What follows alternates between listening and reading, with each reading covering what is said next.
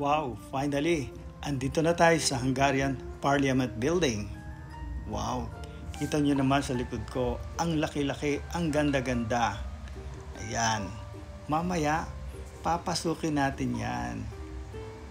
Amazing, di ba?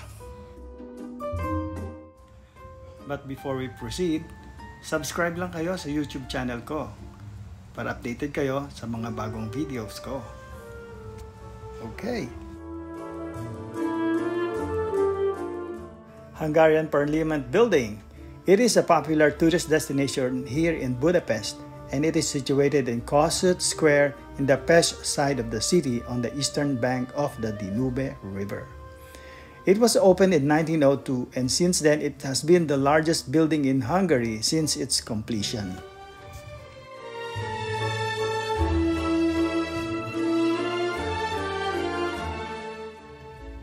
Of course, papasukin natin to. We have a ticket already we bought kasi talagang bibili ka for every museum na papasukin mo dito sa Budapest.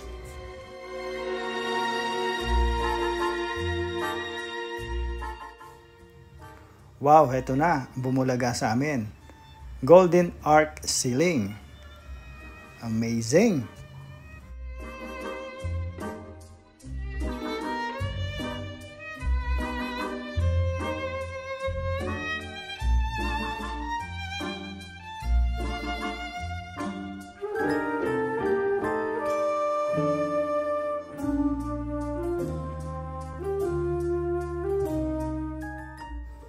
Ang sabi nga dito, the architectural style of the Hungarian Parliament Building was influenced by the Gothic Vienna City Hall, and the Renaissance elements like the cupola was influenced by the Maria vom Siege Church in Vienna.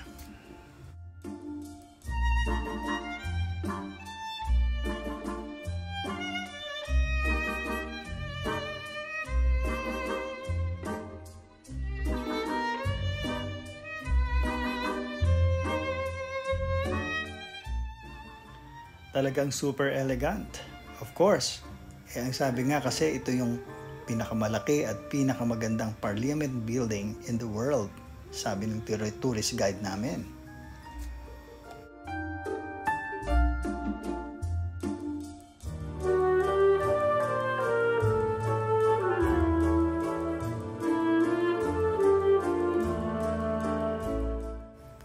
This is the main stairway. So, yung dinaanan pala namin, talagang yun ang entrance for the tourist. Yeah, so I don't know kung dadaanin kami dito. But so far, so good. Ang ganda ng mga nakikita ko dito. Very elegant. Every inch have its design. Wow!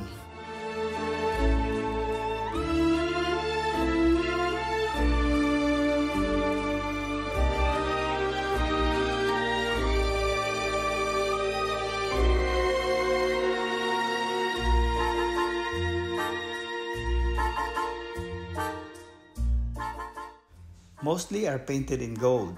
There's one thing I noticed in this building. In most corner, there are presence of statues that represents, I believe, represents significance, heroes, or a significant person in the history of this country.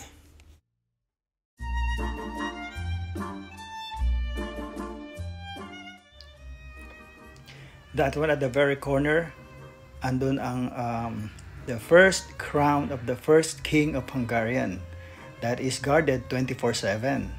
So hindi daw kami allowed doon mag-picture taking or mag-video, and the humidity within the area is fully controlled just to protect the crown or the texture and all and everything. So restricted yung area, pero pwede naming pasyalan but without picture or any video. This is their lounge area dun sa mga dignified persons or members of the cabinet of higher levels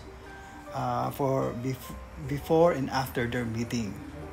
So meron pa nga doon lagay ng mga sigarilyo, tabako. Very interesting.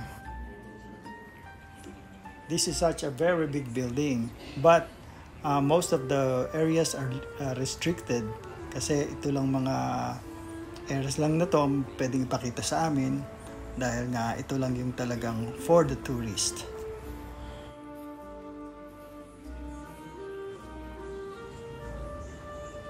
Wow, such an elegant jar.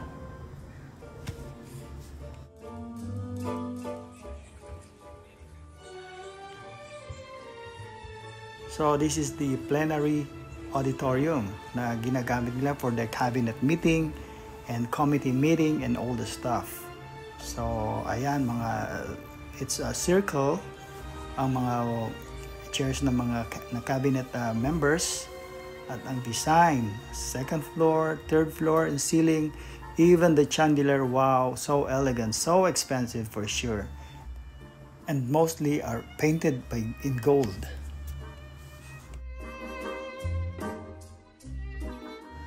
Wow, look at that.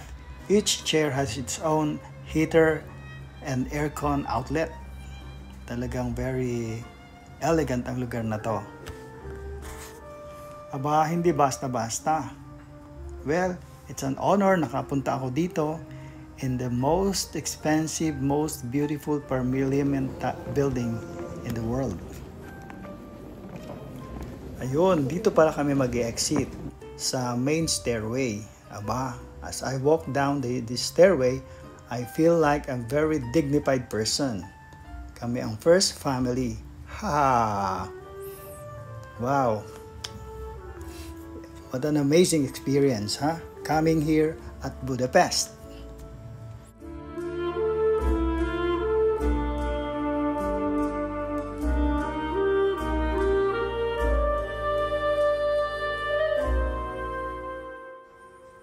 So, anong masasabi nyo after seeing this beautiful structure?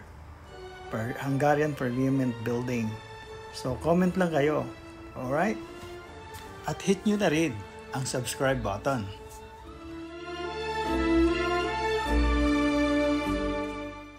Ayan, since wala tayong drone para to see the whole Parliament Building, meron naman sila ditong master plan displayed in one of the main lobby. So eto na lang ang makita natin how it looks like the whole building.